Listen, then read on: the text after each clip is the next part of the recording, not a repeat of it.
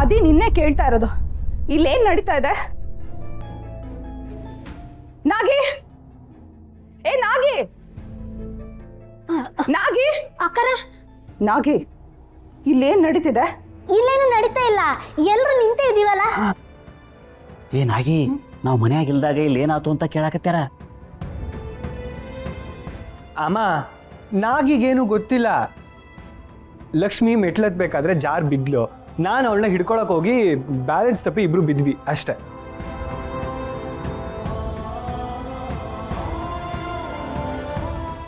ಆಮೇಲೆ ಇದಕ್ಕೆಲ್ಲ ಕೋಪ ಮಾಡ್ಕೊಳ್ಳೋದ್ರಲ್ಲಿ ಏನಿದೆ? ಗಂಡ ಹೆಂಡತಿ ಅಂದಮೇಲೆ ಇವೆಲ್ಲ ಇದ್ದಿದ್ದೆ ಅಲ್ವಾ? ಹಾಗಂತ ಎಲ್ಲಂದ್ರಲ್ಲಿ ಈ ತರ ಅಸಭ್ಯವಾಗಿ ನಡ್ಕೊಳಕ್ ತಪ್ಪಲ್ವಾ ಮಾವ? ವಿಮಲಾ, ಅವಳು ಬೀಳುವಾಗ ಹಿಡ್ಕೊಳಕ್ ಹೋದೆ ಅಂತ ಹೇಳ್ತಿದ್ರು, ಯಾಕೇನೇನೋ ಮಾತಾಡ್ತಿದ್ಯಾ? ವಿಮಲಾ, ಅವರಿಬ್ರು ಸಂತೋಷವಾಗಿದ್ದಾರಲ್ಲ, ಅದನ್ನ ನೋಡಿ ಖುಷಿ ಪಡು. ಹೌದೌದು, ಇದರ ಅರ್ಥ ಅವ್ರ ಜೀವನದಲ್ಲಿ ಎಲ್ಲ ಸರಿಯಾಗಿದೆ ಅಂತ.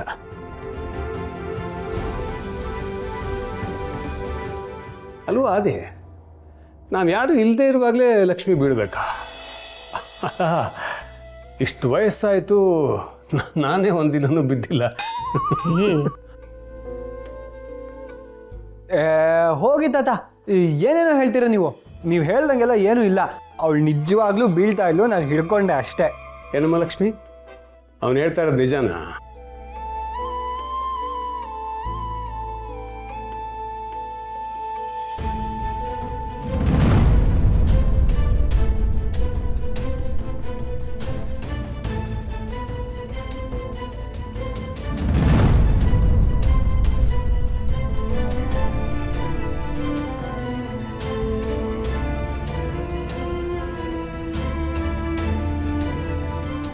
ನೋಡಿ, ಅವಳಿಂದ ಅವನು ಓಡೋದ. ಅವರಿಬ್ರು ಹೋದ್ಮೇಲೆ ನಮ್ಗೇನು ಕೆಲಸ ಇಲ್ಲಿ? ಬನ್ನಿ, ನಾವು ಸ್ವಲ್ಪ ಸುಧಾರಿಸ್ಕೊಳ್ಳೋಣ. ನಡಿ. ಬನ್ನಿ ಬನ್ನಿ. ಏನಾಗಿ ನಡಿ, ಏನಾಯ್ತು ಅಂತ ಹೇಳಕತ್ತ.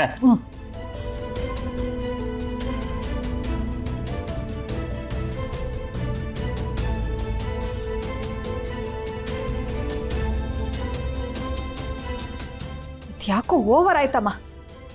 ಅವರಿಬ್ರು ಆ ರೀತಿ ನೋಡೋದಕ್ಕೆ ಅಸಹ್ಯ ಆಗ್ತಿದೆ. ಶೋಭೆ, ನೀನೇನು ಯೋಚನೆ ಮಾಡಬೇಡ್ವೆ. ಇವರಿಬ್ಬರು ಆಡ್ತಾ ಇರೋ ಚೆಲ್ಲಾಟಕ್ಕೆ ಆದಷ್ಟು ಬೇಗ ಬ್ರೇಕ್ ಹಾಕ್ತೀನಿ.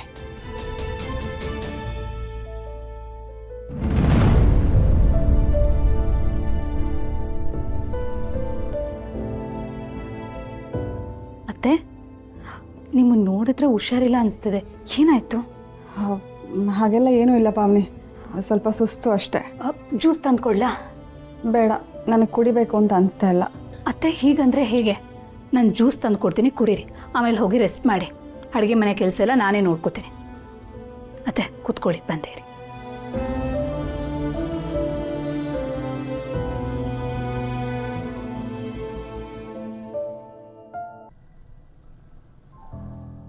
ವಿಮಲಾ, ಏನಾಯ್ತೆ? ಯಾಕೆ ಒಳ್ಳೆ ಗರ ಬಡ್ದೋಳ್ ಥರ ಕೂತಿದ್ಯಲ್ಲ? ಏನು ಯೋಚನೆ ಮಾಡ್ತಿದ್ಯಾ? ನನ್ನ ಯೋಚನೆ ನಿನಗೆ ಗೊತ್ತಿದೆ ಅಲ್ವಾ ಅಕ್ಕ? ದೇವಸ್ಥಾನಕ್ಕೆ ಹೋಗಿ ಬಂದರೆ ಮನಸ್ಸಿಗೆ ಸ್ವಲ್ಪ ಸಮಾಧಾನ ಆಗುತ್ತೆ ಅಂತ ಅಂದ್ಕೊಂಡಿದ್ದೆ. ಆದರೆ ಯಾಕೋ ಗೊತ್ತಿಲ್ಲ, ಮನಸ್ಸಿಗೆ ಸಮಾಧಾನನೇ ಆಗ್ತಿಲ್ಲ. ನೀನೇನು ಯೋಚನೆ ಮಾಡ್ತಿದ್ಯಾ ಅಂತ ನನಗೆ ಗೊತ್ತಾಯ್ತು ಬಿಡು. ನಾವೆಲ್ಲ ದೇವಸ್ಥಾನದಿಂದ ವಾಪಸ್ ಬಂದಮೇಲೆ ಆದಿ ಮತ್ತು ಲಕ್ಷ್ಮಿನ ಆ ಸ್ಥಿತಿನಲ್ಲಿ ನೋಡಿದ್ಯಲ್ಲ, ಅದ್ರ ಬಗ್ಗೆ ಯೋಚನೆ ಮಾಡ್ತಿದ್ಯಾ? ಅಲ್ವೇ ವಿಮಲಾ, ಅವರಿಬ್ಬರು ಗಂಡ ಹೆಂಡತಿ, ಅಷ್ಟಾದರೂ ಸಲುಗೆ ಇರಬೇಕಲ್ವಾ? ಅಕ್ಕ, ನಾನು ಅದ್ರ ಬಗ್ಗೆ ಯೋಚನೆ ಮಾಡ್ತಿಲ್ಲ. ನಾನು ಅಮ್ಮು ಬಗ್ಗೆ ಯೋಚನೆ ಮಾಡ್ತಿದ್ದೀನಿ. ಅಯ್ಯೋ ದೇವ್ರೇ ವಿಮಲಾ, ನೀನು ಅವಳನ್ನು ಸಿಕ್ಕಾಪಟ್ಟೆ ಹಚ್ಕೊಂಡಿದ್ಯಾ ಕಣೆ. ಅದಕ್ಕೆ ಯಾವಾಗಲೂ ಅವಳ ಬಗ್ಗೆನೇ ಯೋಚನೆ ಮಾಡ್ತಿರ್ತೀಯ. ಅದೇನೂ ಗೊತ್ತಿಲ್ಲ ಅಕ್ಕ, ಅಮ್ಮು ಇಲ್ಲಿ ಬೆಳೆದಿದ್ದ ವಾತಾವರಣನೇ ಬೇರೆ. ಹೀಗೆ ಸಡನ್ ಆಗಿ ಅವಳಿಗೆ ಮದುವೆ ಆಗುತ್ತೆ, ಅಂಥ ಮನೆಗೆ ಸೊಸೆಯಾಗಿ ಹೋಗ್ತಾಳೆ ಅಂತ ನಾನು ಅಂದ್ಕೊಂಡಿರಲಿಲ್ಲ. ನಾನು ಮಾತ್ರ ಅಲ್ಲ, ಅಮ್ಮನೂ ಆ ಥರ ಯೋಚನೆ ಮಾಡಿರೋದಿಲ್ಲ. ನಮ್ಮಮ್ಮು ಲಂಡನ್ಗೆ ಹೋಗಿ ಓದಬೇಕು, PhD ಮಾಡಬೇಕು ಅಂತ ಎಷ್ಟೆಲ್ಲ ಕನಸು ಕಾಣ್ತಾ ಇದ್ಲು. ಈಗ ಆ ಕನಸೆಲ್ಲ ನನ್ಸಾಗೋದೇ ಇಲ್ವೇನೋ ಅನ್ನೋ ಭಯ ಒಂದು ಕಡೆ ಆದರೆ, ಆ ಜನಗಳ ಮಧ್ಯೆ ಅಂಥ ವಾತಾವರಣದಲ್ಲಿ ಅವಳು ಹೇಗೆ ಅಡ್ಜಸ್ಟ್ ಆಗ್ತಾಳೋ ಅನ್ನೋ ಇನ್ನೊಂದು ಭಯ ಬೇರೆ ಕಾಡ್ತಿದೆ ನನಗೆ. ಹಾಗಂತ ಈಗ ಆಗಿರೋದನ್ನು ಬದಲಾಯಿಸೋಕ್ಕಾಗತ್ತಾ ಹೇಳು. ಅವಳು ಕುತ್ತಿಗೆಗೆ 3 ಗಂಟು ಬಿದ್ದಿದೆ ಅಂದಮೇಲೆ ಆ ಮನೆ ನಂಟು ಅವಳಿಗೆ ಬೆಳೆದಿದೆ ಅಂತ ಅಲ್ವೇನೆ? ವಿಮಲಾ, ನಮ್ಮಮ್ಮ ತುಂಬ ಬುದ್ಧಿವಂತೆ. ಅವಳು ಪರಿಸ್ಥಿತಿನ ಹೇಗೆ ಹ್ಯಾಂಡಲ್ ಮಾಡಬೇಕು ಅಂತ ಅವಳಿಗೆ ಚೆನ್ನಾಗಿ ಗೊತ್ತಿದೆ. ನೀನು ದಯವಿಟ್ಟು ಆರಾಮಾಗಿರು. ಆರಾಮಾಗಿ ಇರಬೇಕು ಅಂತ ಅನ್ಕೋತಾ ಇದ್ದೀನಿ, ಆದರೆ ಆಗ್ತಿಲ್ಲ ಅಕ್ಕ. ನಾನು ಇದೇ ವಿಷಯವಾಗಿ ದೇವಸ್ಥಾನಕ್ಕೆ ಬಂದಿದ್ದು. ದೇವ್ರ ಹತ್ರ ಕೂಡ ನನ್ನ ಮಗಳ ಬದುಕನ್ನು ಸರಿ ಮಾಡಪ್ಪ ಅಂತ ಬೇಡ್ಕೊಂಡೆ. ಆದರೆ ಯಾಕೋ ಒಂಥರ ಆತಂಕ ಕಾಡ್ತಾನೆ ಇದೆ. ದೇವಸ್ಥಾನದಿಂದ ಬಂದಾಗಿಂದ ಅಮ್ಮ ಕಾಲ್ ಮಾಡ್ತಾನೆ ಇದ್ದೀನಿ, ಆದರೆ ಸ್ವಿಚ್ ಆಫ್ ಅಂತ ಬರ್ತಿದೆ. ಅದಕ್ಕೆ ನನಗೆ ಟೆನ್ಷನ್ ಆಗ್ತಿದೆ. ಅತ್ತೆ, ಅದಕ್ಕೆ ಯಾಕೆ ಯೋಚನೆ ಮಾಡ್ತೀರಾ? ಇನ್ನೊಂದ್ಸಲ ಕಾಲ್ ಟ್ರೈ ಮಾಡಿದ್ರೆ ಆಯಿತು. ಇರಿ, ತಗೊಳ್ಳಿ.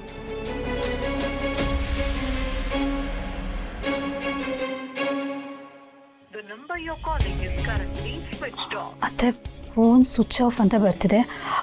ಅವಳು ಓದ್ಕೋತಾ ಇರ್ಬೋದು, ಅದಕ್ಕೆ ಡಿಸ್ಟರ್ಬ್ ಆಗುತ್ತೆ ಅಂತ ಸ್ವಿಚ್ ಆಫ್ ಮಾಡಿರ್ಬೋದು. ಇಲ್ಲ, ಅವಳು ಆ ಥರ ಎಲ್ಲ ಫೋನ್ ಸ್ವಿಚ್ ಆಫ್ ಮಾಡೋದಿಲ್ಲ. ಅವಳಿಗೆ ಏನಾದರೂ ಆಗಿರಬೇಕು ಅಂತ ನನಗೆ ಆತಂಕ ಆಗ್ತಿದೆ. ವಿಮಲಾ, ಸುಮ್ಮನೆ ನೀನು ಇಲ್ಲದೆ ಇರೋದನ್ನೆಲ್ಲ ಯೋಚನೆ ಮಾಡಿ ಟೆನ್ಷನ್ ಮಾಡ್ಕೊಳ್ತಿದ್ಯಾ ಅಷ್ಟೇ. ಈಗ ಅಮ್ಮ ಫೋನ್ ಸ್ವಿಚ್ ಆಫ್ ಆದರೆ ಏನೇ, ನೀನು ಅಳಿಯ ಇದ್ದಾರಲ್ಲ, ಅವ್ರ ಫೋನಿಗೆ ಕಾಲ್ ಮಾಡು, ಅಮ್ಮ ಜೊತೆ ಮಾತಾಡು. ಬೇಡ ಬೇಡ ಇರು, ಸಂಜೀವ್ ಅವ್ರಿಗೆ ನಾನೇ ಕಾಲ್ ಮಾಡಿ ಮಾತಾಡ್ತೇನೆ, ಆಯಿತಾ? ಅತ್ತೆ, ಜ್ಯೂಸ್ ಕುಡೀರಿ.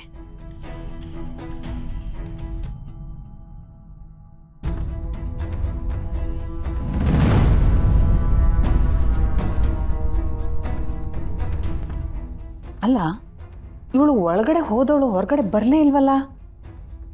ಇದೇ ನೆಪ ಇಟ್ಕೊಂಡು ಎಲ್ಲ ಕೆಲಸನೂ ನನ್ನ ಕೈಲೇ ಮಾಡಿಸ್ತಾಳೆ ಏನೋ. ಹಾಂ, ಒಳಗಡೆ ಏನು ಮಾಡ್ತಿದ್ದಾಳೆ ಅಂತ ಒಂದ್ಸಲ ನೋಡ್ಲಾ.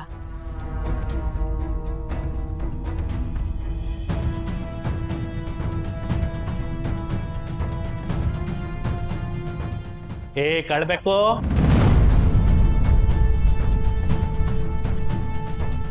ತರೇಲೆ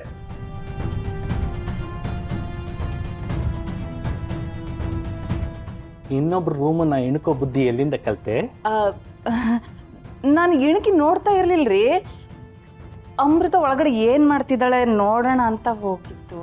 ಅವಳು ಏನು ಬೇಕಾದರೂ ಮಾಡ್ತಾಳೆ, ಅದಲ್ಲ ನಿನ್ಗೆ ಯಾಕೆ? ಮೊಟ್ಟೆ ಇಡದೇ ಇರೋ ಕೋಳಿಗೆ ಮೊಟ್ಟೆ ಇಡೋ ಕೋಳಿ ಬಗ್ಗೆನೇ ಚಿಂತೆ ಅಂತೆ, ಹಂಗೆ ಆಡ್ತೀಯಲ್ಲೇ. ರೀ, ಬಾಯಿ ಇದೆ ಅಂತ ಹೇಳಿ ನನ್ನ ಮೇಲೆ ಬಾಂಬ್ ಹಾಕಕ್ಕೆ ಬರಬೇಡಿ. ಅವಳು ಸುಮ್ಮನೆ ಹೋಗಿ ರೂಮಲ್ಲಿ ಕೂತ್ಕೊಂಡ್ರೆ ಎಲ್ಲ ಕೆಲಸನೂ ನೀವು ಮಾಡ್ತೀರಾ? ನಾನು ಯಾಕೆ ಮಾಡಲಿ? ನೀನು ಮಾಡಬೇಕು. ಎಲ್ಲ ಕೆಲಸನೂ ಅವಳಿಗೆ ವಹಿಸ್ಬಿಟ್ಟು ಕಾಲ ಮೇಲೆ ಕಾಲು ಹಾಕ್ಕೊಂಡು ಊರು ಸುದ್ದಿ ಮಾತಾಡ್ಕೊಂಡಿರ್ತೀಯ ನೀನು. ರೀ, ಸುಮ್ಮನೆ ಪುಂಗಿ ಊದ್ಬೇಡ್ರಿ. ಅವಳಿಗೆ ಏನಾಗಿದೆ ಗೊತ್ತಾ?